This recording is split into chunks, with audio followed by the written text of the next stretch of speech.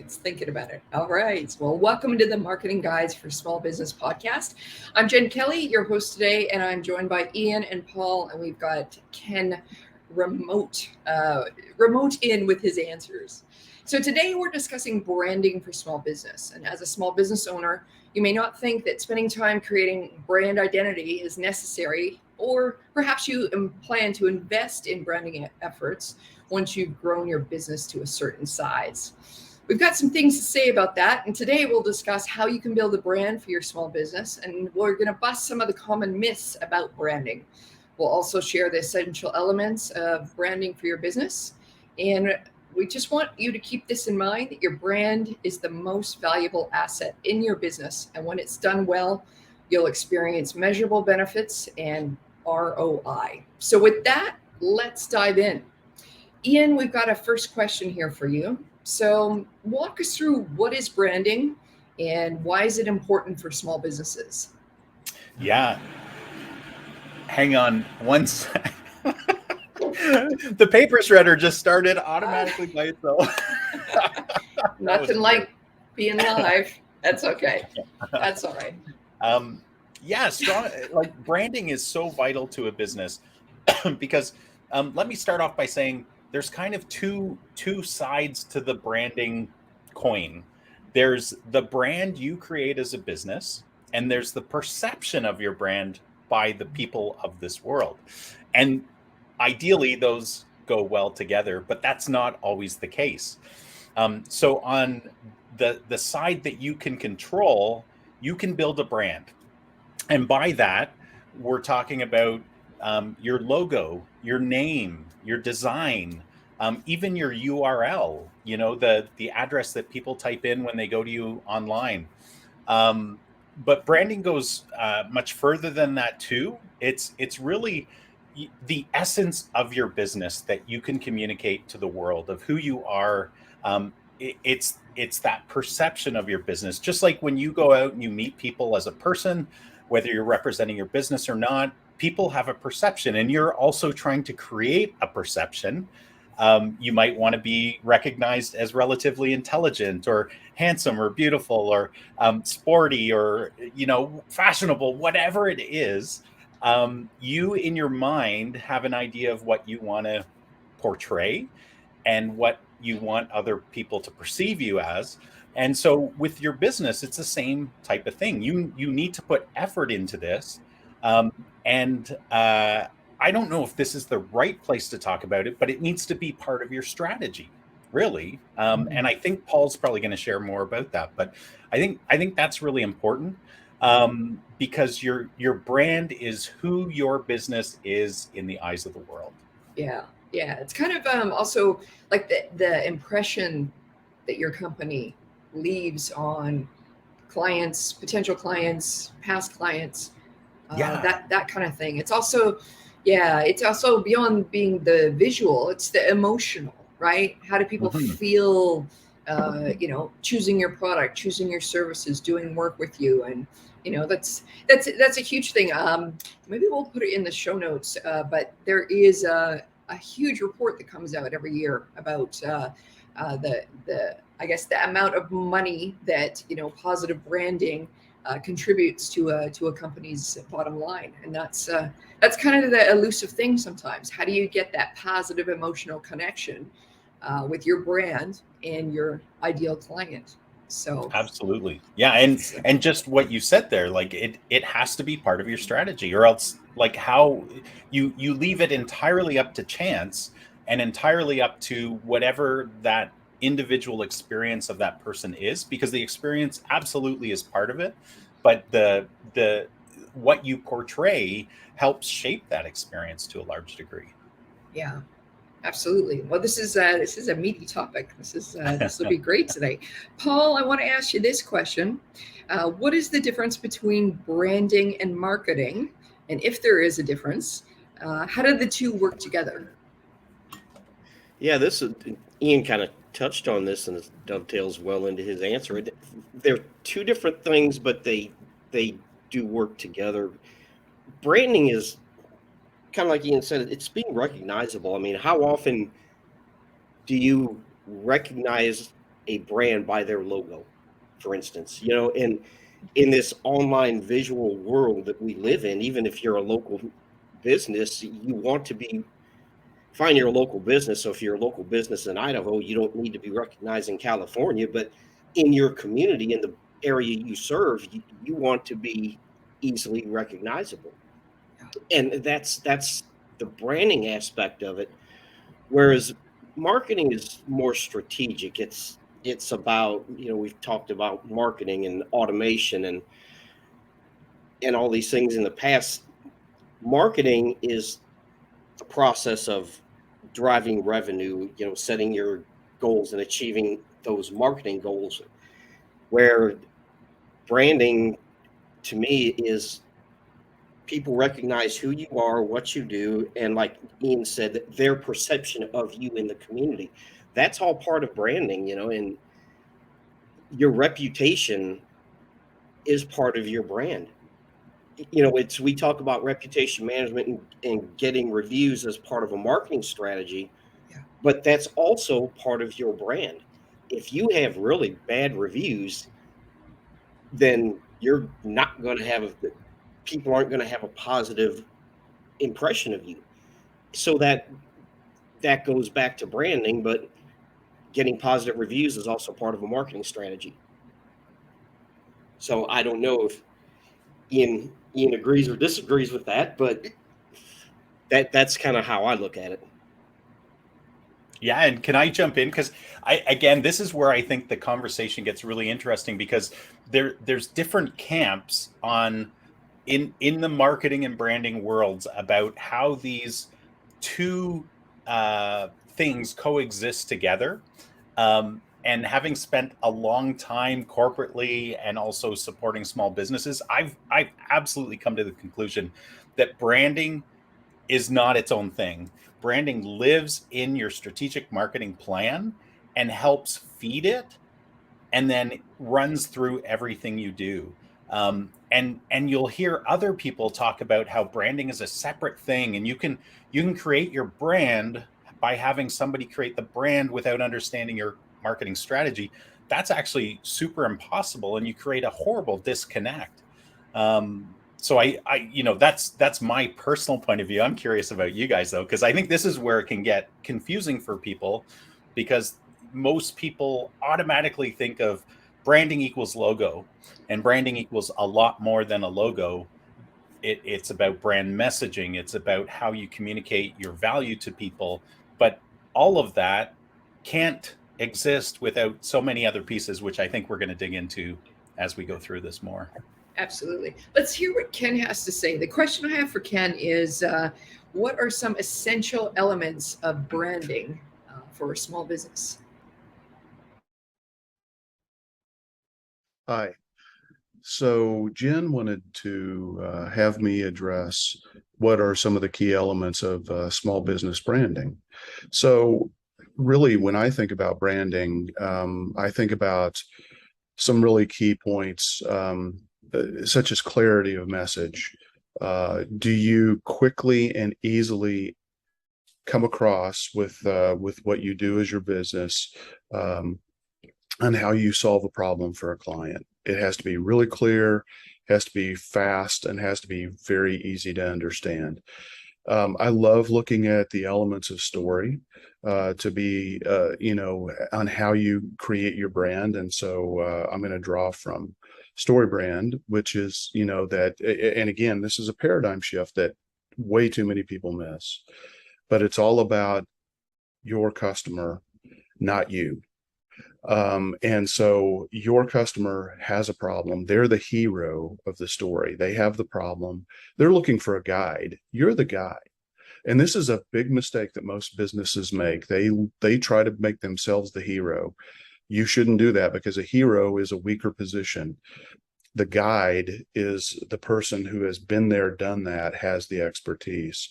So you want to reposition yourself from thinking about yourself as the hero to being the guide. We talked about this last week with JJ from StoryBrand. And so you've got a customer, they've got a problem. They're looking for a guide that can help them solve that problem. that has empathy and authority. So when you're thinking about branding, you need to think about how can you convey that you have empathy and understanding the problem that your customers have, and then also how do you how do you back that up with what kind of expertise and authority do you have? Could be certifications, it could be testimonials from past clients, it could be a variety of things, which leads to to really key points of differentiation.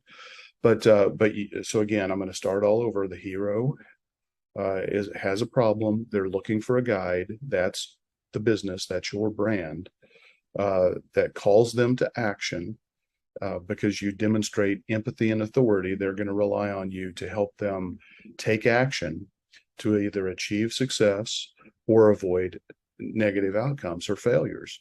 And so you want to portray all of that. And so when you're thinking about branding, one of the key things that you have to do is you have to understand who your ideal client is. What problems do they have? And how do you help them solve those problems? And so you've got to be able to communicate that very clearly and effectively. And honestly, I think for most small businesses, if you just go through this process, you're going to find that you've done a lot of the hard work of differentiating automatically, because most businesses use their own language, to describe what they do. It's talking about what they do, not the problems that they solve. And so it's like, oh, we do this, we do this, we do this, we do this. Well, your customer may not realize that what you do is what they need. You've got to use their language and their problem situations to be able to really effectively create differentiation and be clear. And I think, with StoryBrand, what's critical is, you can come up with a really clear, simple message that goes on top of the website in the area we call the hero image. And it's it's a simple, clear statement so that when people are on your website, you got 3 to 5 seconds, they know exactly what you do and that you solve their problem. And then the rest of the page is to incorporate the elements of story to kind of back all of that up. And so, you're going to have, pain, success, kind of as you flow down through that homepage using the key elements of story. And you really want to focus on using what's called a one-liner. That's a simple statement. For example, Changescapes is, we build websites that generate customers. Our full brand script is, most businesses struggle to generate enough leads and sales online. We build websites that generate customers so that our customers can grow and thrive. So you want to paint that element of success, and you want to help people get there. So, just doing that work is going to go a long way to help you with differentiation. But you need to look, differentiation isn't just we provide the best customer service, or blah, blah, blah. I mean, look at every one of your competitors. They're all going to say those same things. You need to be different than that. So, and then, when you think about giving your brand personality, that's where your expertise and authority and empathy come into play. When you lay that out and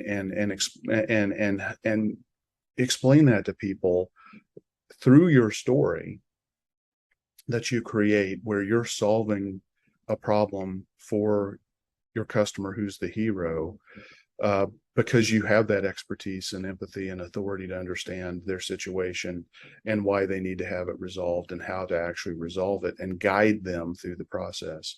That's where you get real power. And I think that's where you pull in your personality. That's a great answer.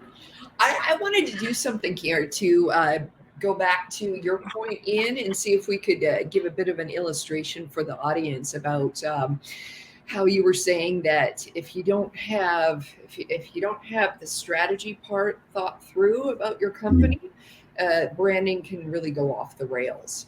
And let me give you a little example, and I'm going to be extreme to make the point because we have to do this all with our voice instead of showing pictures. But imagine if we hired a really, really great, we're talking top of the line logo designer, and they came back with something with a very aggressive font and flames, and on its own, the logo looked amazing. But if we are a dog walking company, that might not be the right image that we're trying to project. And without the logo and the visual designer understanding what the business is, what their niche is, who they want to attract, what's different about them, it's really hard to convey that visually, either with the font, the color, the images as a starting point. And you can see how you can have a very good strategy and a very good visual artist. And if they're not briefed the same way, there's no way you're getting any kind of effective visual branding for your company. Yeah. There, just as another example, Jen, there's a a prospective client that we were talking to a few years ago. We were really talking to them about, like, they came to us and they're like, I need a website built. I want SEO. I want Google Ads, right? The key things that a lot of people want. And they were an existing business in the trades, and they were a brand based on the person's name, meaning brand as in they had done no branding, but that's what they were using, the person's last name. Yeah. And so I had some really great discussions with them about how you need to create a strategy before you create your website. You need to understand your ideal clients, do some competitive analysis to understand where you want to position yourself in the marketplace in order to really stand out from the crowd. And they ended up moving forward with more of just what they wanted, right? They wanted creative direction. They hired a logo designer. The work is amazing. Yeah. But it has nothing to do with it. First of all, they changed their name. Again, the name was a little iffy because no research was done. They created a brand image that doesn't align with what they do. There's no kind of hooked to put your hat on so that people are like, oh yeah, that's what they do. So you're always doing, just because Ken brought it up, the story brand framework. Yeah. Donald Miller talks about how if you confuse, you lose. If you make people use up brain energy, those kilojoules, right, that we have in our brains, if they have to expend more energy than they should and that they know they should, they'll just leave, right? Yeah. So I think that's, what you were saying, and that other example that I shared, I think you're just, you got to put the hard work into it in order to make it, to actually give life to a brand that's going to make sense. Yeah, absolutely. Because that will influence the creative designers. That will influence what colors they choose, what fonts they choose, how they, if it's an image or a word mark, is it soft looking? Is it impactful? Whatever. But it's all going to give the visual representation of what's going on with the strategy, who you are, who you represent, what kind of work you do, what kind of environment are you helping people in. So. And just as a bit of background, like, I studied graphic design. I've built tons of logos. That's what I did for years, because I had a boutique graphic design agency, right? That's all I did every day in, day out. Built logos, did brochures, built websites back in the day, before I went into marketing. And I think one of the things that you see in some, what they would call branding companies, and especially in designers, is that it's so easy to get caught up in a visual representation without first doing the really meaty work of understanding what Ken shared, your audience, what's going to make you different, what they're looking for, right? It's all about the audience. And yeah. Did you do you have sort of like a war story from your time as a graphic designer? Was there a particular logo you were asked to design and you just had no context? Did that happen more often than not? Yeah, those were the worst kind of projects or clients because what you learn in the industry is that if somebody comes with no expectations or no guidance, they do have expectations. Everybody has expectations, but if they come with no guidance on direction, fed by reality, they're just like, That's called mind reading. Come it's on. called mind reading, but you're not just mind reading them, although they're making the final decision. I think like there was several from my own experience, but I've observed it with other designers that I know now as well, where and it's true in any creative process, even creating a blog post, right? The garbage in, garbage out, lack of information in, who knows what you'll end up with. So yeah, I lots of interesting ones, but yeah. Yeah, yeah. And I wonder too, I mean, one of the complaints I hear from some clients are like, oh, well, I'm not very like, visual. I'm not good at drawing. I'm not good. I could never direct a designer to do anything that I want. Some ways to go about that after you have your strategy done is also giving ideas or giving examples of what you don't like, because that can help steer the designer in the right way. I mean, if you're in financial services and you really can't stand the solid, reliable blue, okay, well then that gives the designer something to go on.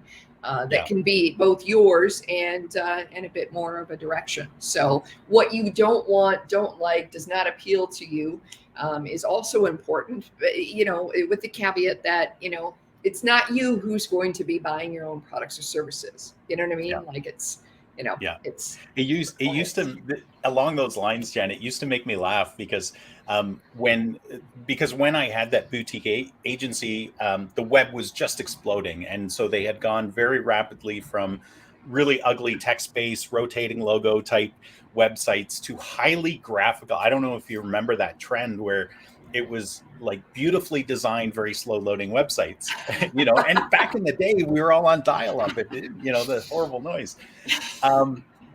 And so it was all about how do you create a beautiful graphical website that's quick downloading. But it always used to make me laugh because I was far less strategic back then as far as the big picture of marketing, and most of my clients were smaller businesses, so they didn't have all that thought process or the experience of here's who our best clients are and here's what we should be doing for them. So it was much more aesthetic based, but I do remember part of my intake, because I had that part down really well, was what websites do you like? What websites don't you like? All of those kind of questions, right? What are your goals and blah, blah, blah. And I always remember every time a customer or client filled in that form or told me verbally like what websites they liked, it was like Apple, Nike, I don't know, like it was all the big brands, where just me saying big brands, those were brands where they didn't even have to use their name because they had invested so smartly in creating a brand identity and figuring out what their customers liked, right? So you can't get from point A to point B without doing that hard work. Oh, very true. Very true. Okay, Ian, got another question for you here. Are there, so Ken went through and talked about some of the elements for branding as a small business owner, branding your small business. Are there some other elements that Ken didn't discuss that you would add? Yeah, I think there's a lot because I'm super familiar with the Story Brand framework as well. And for our listeners, watchers, viewers, it is an amazing framework to build out kind of it's almost like a shortcut to brand identity on a web page. And that's really what it's designed for. Like if you go through the process, it's how to build a page. And so a lot of what's on there is not about understanding your competitive space. And if you're a local plumber and all the plumbers are using pictures of a water droplet or whatever it is, right? Like you have to know your competitive space. I think he didn't really talk too much about that, and I think that's really important. I think the visual identity that you ultimately create out of your, again, I think visual comes after you determine who this brand identity for the business is and all of the hard work that goes into that. But that doesn't just, a lot of people start with the logo, right? That's not the best place to start, and following the story brand framework is a quick way to kind of fill in a lot of those gaps.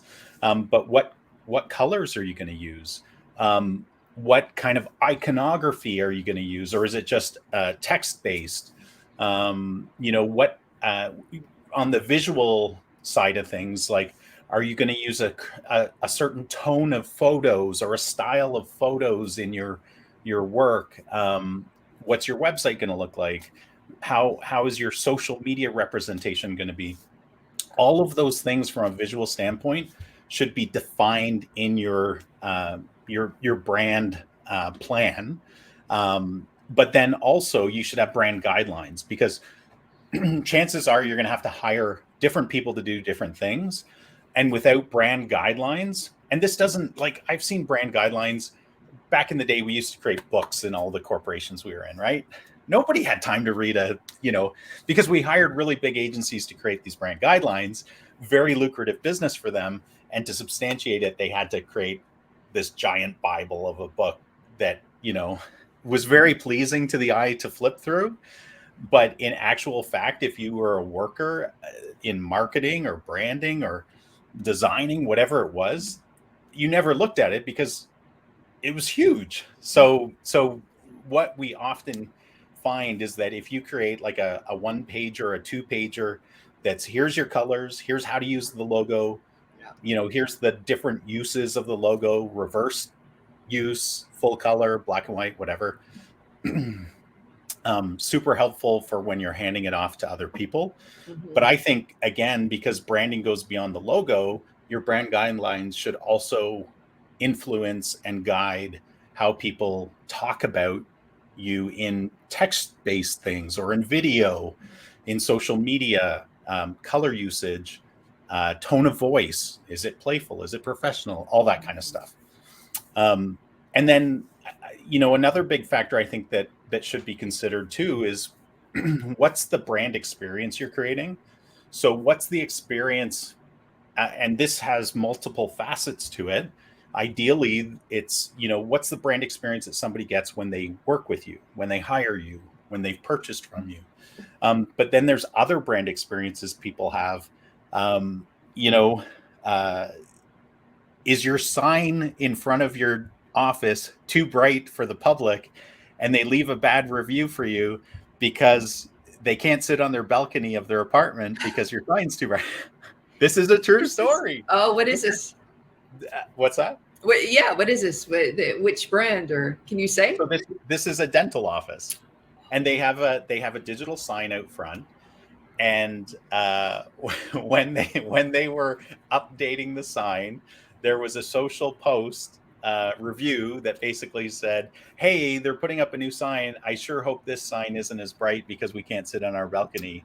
Right? So that's just a wacky brand experience, but those people connect a negative experience with that brand now. And it's, I don't know if there's an easy way to solve that problem. Give them some sunglasses or set up. I don't know. Can you dim down the sign a bit?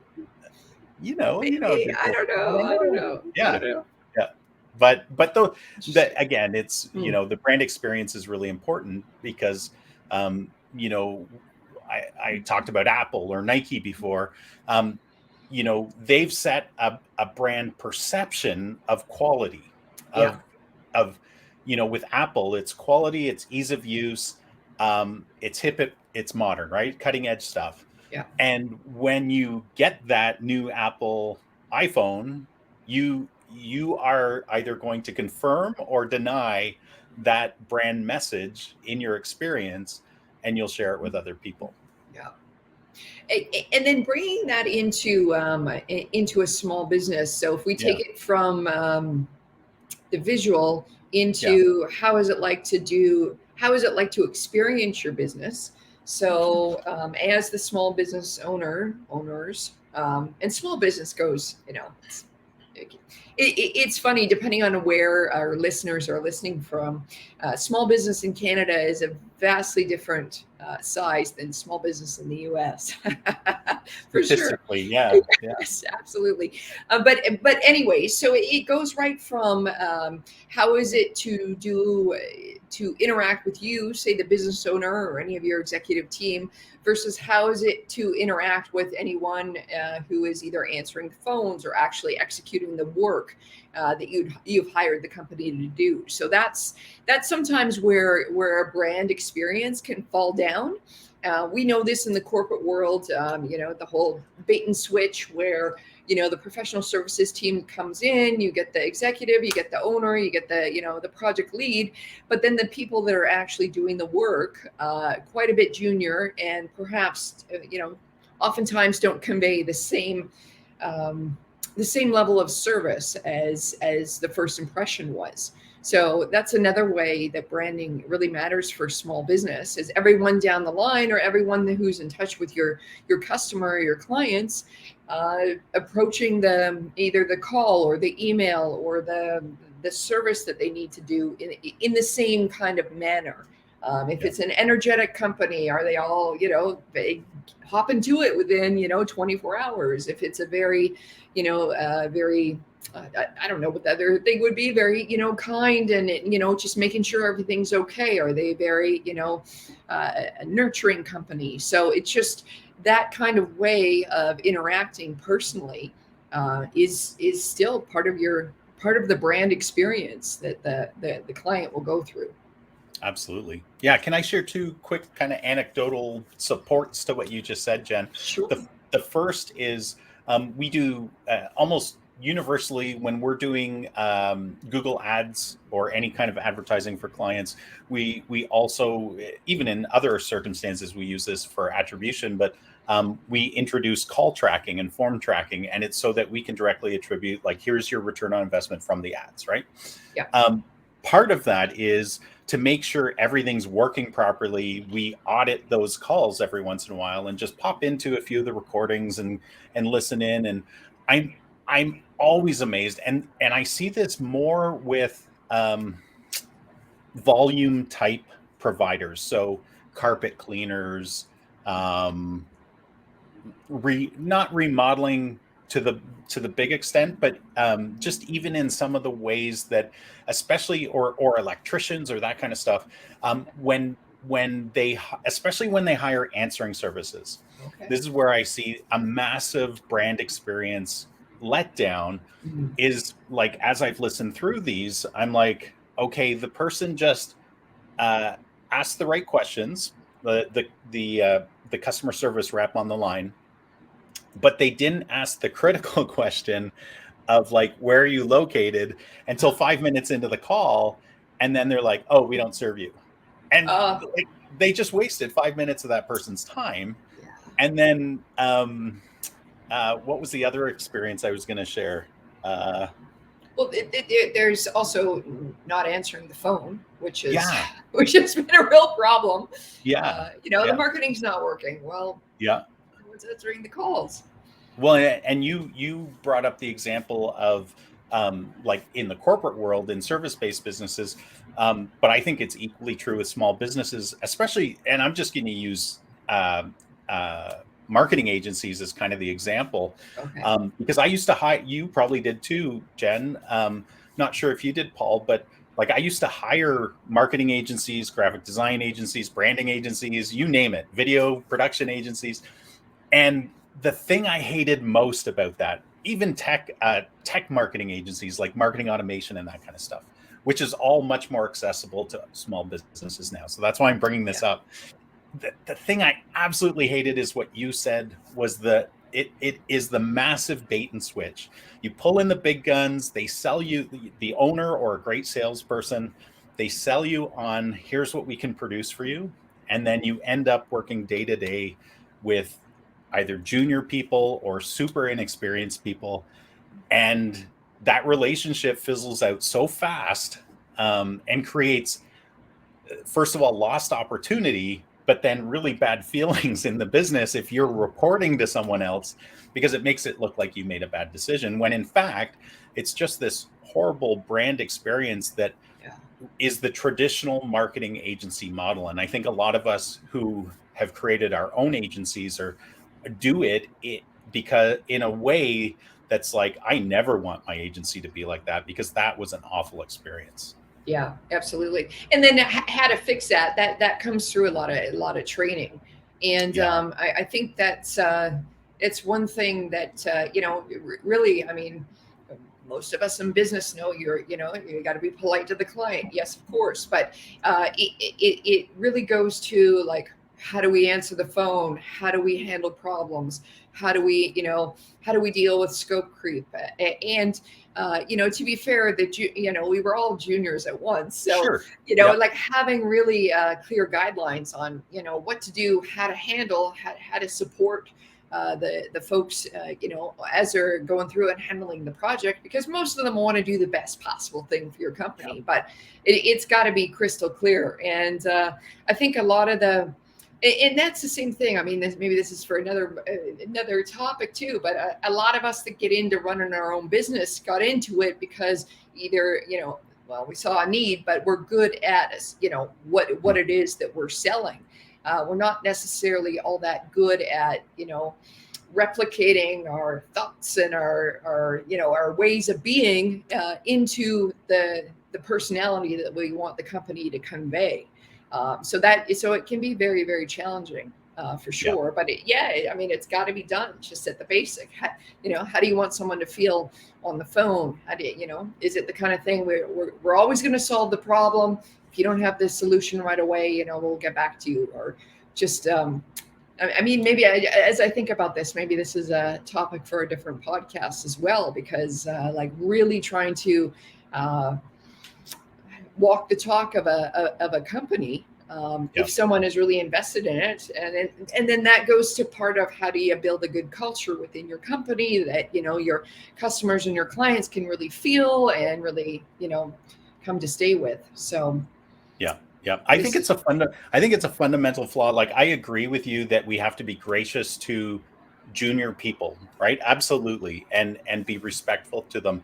But I think I think it's a flawed business model that that just naturally happened because of the reasons you talked about, where some people are really good salespeople or good technicians, but then they can't scale their business beyond themselves while providing excellent service and excellent results. And it just seems to be our industry, right, that we're in.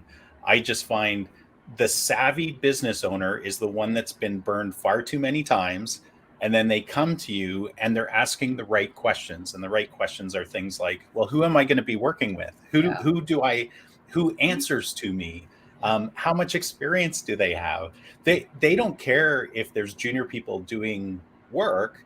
They just need to know that there's a responsible person that's super qualified, that's going to provide the results they want. They're going to get great return on investment, right? And I think that's, we've kind of gone down a rabbit trail, but I felt like I had to close that off, because just ask the right questions is a great way to avoid bad experiences. That's right. Are you my relationship manager? No. Yeah. Okay. Yeah. Who is? Who is? and regardless of their title, because that's my other pet peeve, is they always called them like executive something, right? And I'd be like, well, how long have you been an executive? 3 weeks. Oh, that's great. You're my executive consultant or whatever. Yeah. Oh, anyway. I know. Business has a funny thing with titles, don't they? That's for sure. Absolutely. Yeah, and that leads into another thing. Perhaps this is another podcast as well. But as you're growing your business and you're having people come in and perform that role, I guess understand too that some folks need to try that out. And what I mean by that is it could be very enticing to be customer facing all the time, or dealing with people. I like people, that kind of thing. But when you are, I guess, in certain situations, the face of the business and have to deal with, some of either the problems or the requests or the this or the that, it can be pretty draining for some of those junior people. Yeah. to do that. So I think that's it's another thing about how to get the right people in the right I guess the right positions in your company so that their best can really enhance the brand and the personality that you want the company to convey. So I mean, clearly this is more than just a logo. My goodness. So Well, and to kind of make sure it's full circle with the brand perception idea, like when you do a bait and switch of any kind, right? We're talking about personnel bait and switches where you yes, create yes, expectations, a brand expectation that I'm going to have a highly qualified person performing the work and answering to me. And then suddenly they're faced with a junior person with a really high level title. yeah, Um, no, you're not fooling. You might fool somebody in the sales meeting. You're not fooling anybody past week 2 of the conversation. And I think that's where, from a brand perception standpoint, you just what you said. You need to be so careful about the experience that you're creating yeah, for people. Otherwise, you're going to be burning your future, right? You're burning your bridges to the future. So create good quality, fulfill what you said you would, keep your brand yeah, promises. Yeah. yeah, yeah, yeah. It's a delicate balance for sure, for Yeah. sure. Paul, we haven't forgotten about you. I've got a great question for you here.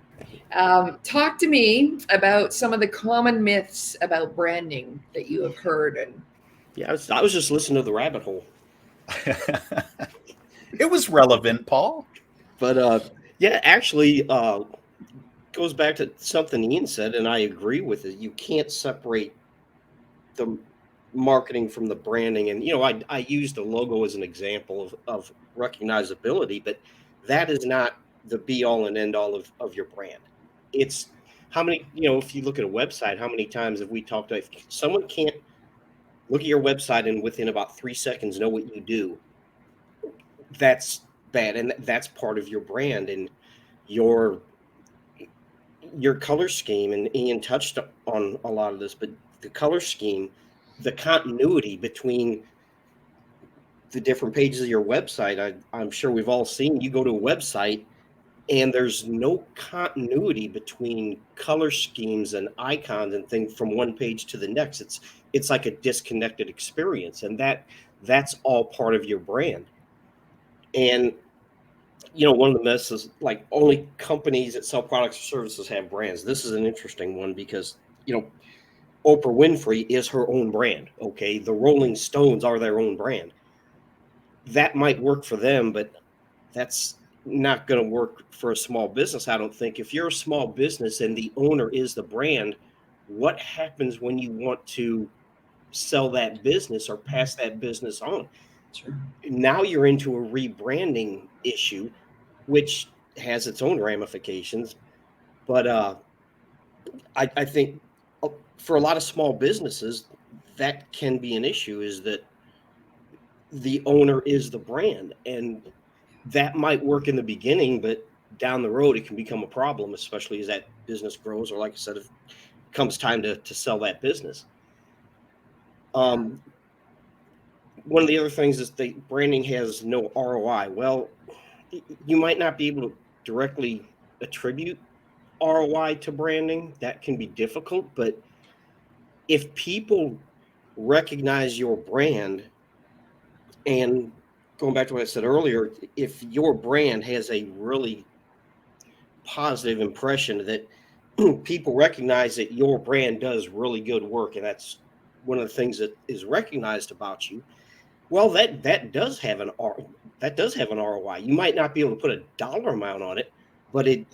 it definitely has an ROI. And branding doesn't have to be expensive. It's another myth, is that branding is expensive. Well, not if it's part of your marketing strategy. If you look at branding and marketing, back to what Ian said, as two integrated elements, then you can work the branding into your marketing, and it's not necessarily a separate thing. Ian might have some thoughts on that, but it doesn't have to be expensive. Wonderful. Last question I want to hand over to Ken. Should you outsource your branding efforts? Why or why not? The other question that Jen wanted me to address is, should you outsource the branding work for your small business? My answer is, I think in most cases, yes, because there are a lot of things that need to be done and looked at objectively. And if you're too deep into your own business, you're going to fall into a lot of traps. One of those traps is um, using the technical language of your business, not the language of your customers. So again, you're going to start to say, we do search engine optimization, we do tuck pointing, we do blah, blah, blah, on and on and on, depending on what the nature of your business is. Well, that means a lot to you. It may not mean a lot to our ideal clients who are looking to have their problems solved. So when they land on your website and all they see is this technical jargonistic language, then that's not going to help them. And they're probably, look, attention spans are really short online. And so they're going to go look for somebody who helps address their problem in the easiest, clearest, maybe even in a lot of cases, fastest manner. And so you definitely need to get away from that, falling into that trap. The other trap is, like I said, a lot of businesses talk about themselves as the hero of the story. And yeah, it's important to have, a backstory about why you do what you do, why you're passionate about it, how you got to the point where you were able to become this guide because you overcame some of these objectives. You've been there, done that. That's all really important, and that's all part of the story, but it's not the main story. Your main focus needs to be on solving the problems for your clients and talking about that and how you do that. So that's another really common trap that I think a lot of businesses fall into. And then, I think another thing that we do frequently is we interview clients or we interview customers of our clients. And when we do that and we're acting as a third party, we get different responses than somebody in the business might get, because they don't want to offend anybody inadvertently. They may actually be kind of shy about talking about why, some of the great things of why they decided to do business with you, why that comes across. But when they talk to a third party who captures that information and distills it, and we go through a process to really kind of elucidate, or extract that information out during the interview process, so that we really do get those differentiators.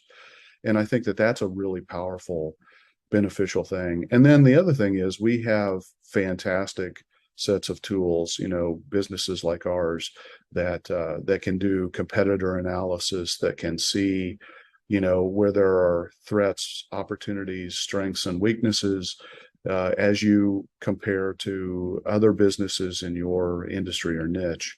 And so from that perspective, I think there's tremendous value in hiring somebody and outsourcing the branding work. The last thing I'll say is, if you try to do this yourself, you certainly can take a shot at it. But I think the biggest thing is, working with a company that you outsource with that has the full breadth of understanding of what a brand is and how to accomplish that and how to translate that into every piece of marketing material that you have, so that because branding is ultimately all about consistency and clarity. And so, every communication that you do really should be consistent with what you want your brand to be known for. And so if you start, going off on tangents, you might get a lot of personal satisfaction from that. You might get some people who are really excited about that, but you may also wind up alienating a lot of your best potential ideal customers. So I think really working, with a company and outsourcing your branding work is really critical. Fantastic. We have covered a lot about branding today. And we're almost at the top of the hour here. So I want to throw this out to Paul and Ian. Any last thoughts on this topic of branding at all? Any last encouragements for small business owners to take this as a very serious endeavor?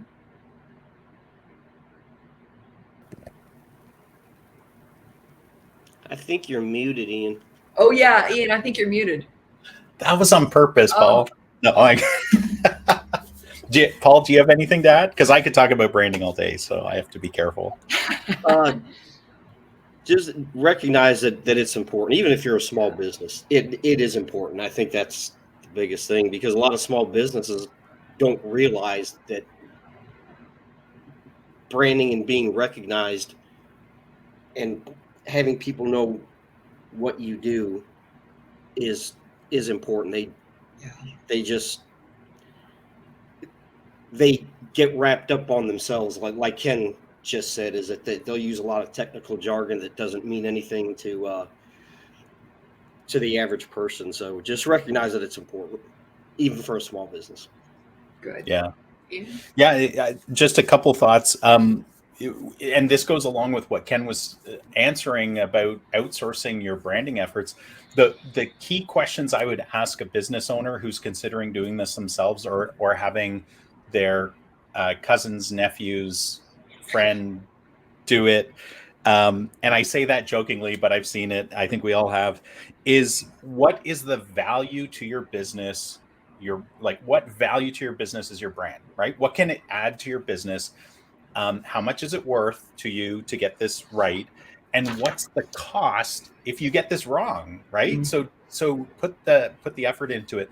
The other thought I wanted to share too, and I think it's kind of woven through here, and it's probably because of our unique perspective that we each bring to this as marketing consultants, is that when looking for the right type of people to help you, look for strategic marketers that understand branding.